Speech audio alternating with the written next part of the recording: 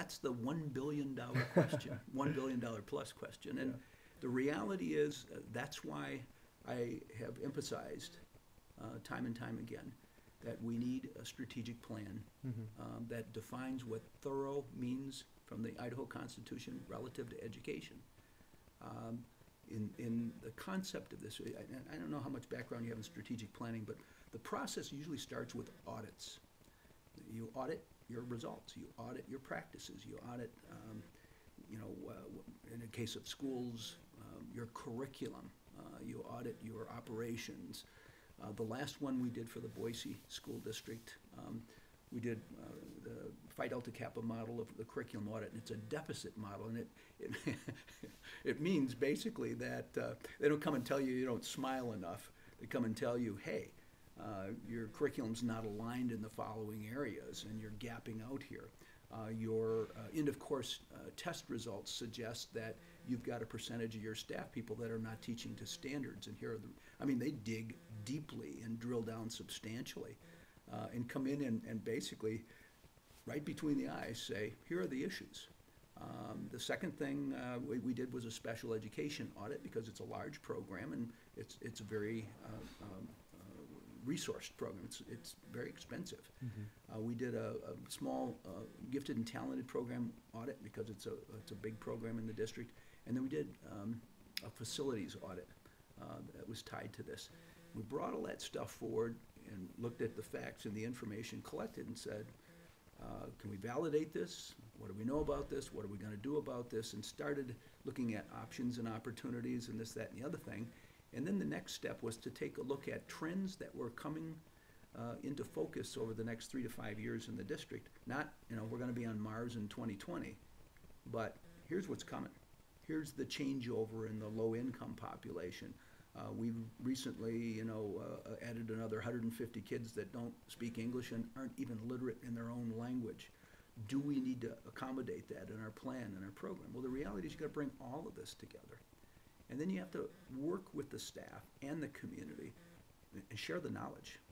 My view, and if I'm elected state superintendent, what I will do every year is a state of education address. And you'll be in the front row, okay?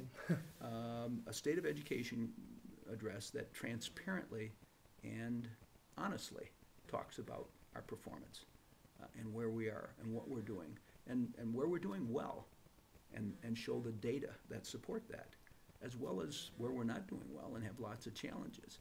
The only way you get to be able to improve, not throw little silver bullets. We'll do these nice programs where you can win an iPod and feel good about yourself, but it's how do we drill down and find out where the key issues are? When we do our testing, how do we do item analysis that tells teachers where they're not hitting the mark on instructing mainstream youngsters in their content area, to be able to say, geez, this will be another one for me, dividing fractions. We did really poorly on this test in dividing fractions. When you do an item analysis, you can pick that up and the teacher can say, all right, I need to do better there, and I'm maybe not using effective techniques or whatever. Remember, assessment is supposed to not only help the student, it's not supposed to punish people, it's supposed to help the student, but as importantly, it's supposed to help the teacher get more effective, have a deeper understanding of where they're missing the mark, and then to be able to collaborate with peers and saying, I'm not doing very well teaching dividing fractions. Well, let's go research the best practices. Let's work together in a learning community here to do this better and more effectively. That's and it's, by the way, it's not easy to do. It's a complicated process, but in the end, you develop approaches, you develop strategies, and you develop platforms. They just don't start and finish, but you develop platforms that carry you. There's a version of that for large population districts. There's a version of that for medium and small. And we've got to identify first the issues, the problems, the challenges, the things on which we're not hitting on all cylinders, and then develop the plan to deal with that. Now, some people say, well, that'll cost $1 gazillion, and we'll double the cost.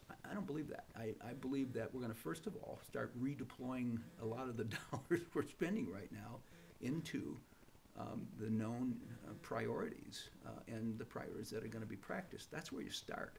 If there are additional considerations, what I have found to be true all of my life, wherever I've lived, is people will pay for what they want.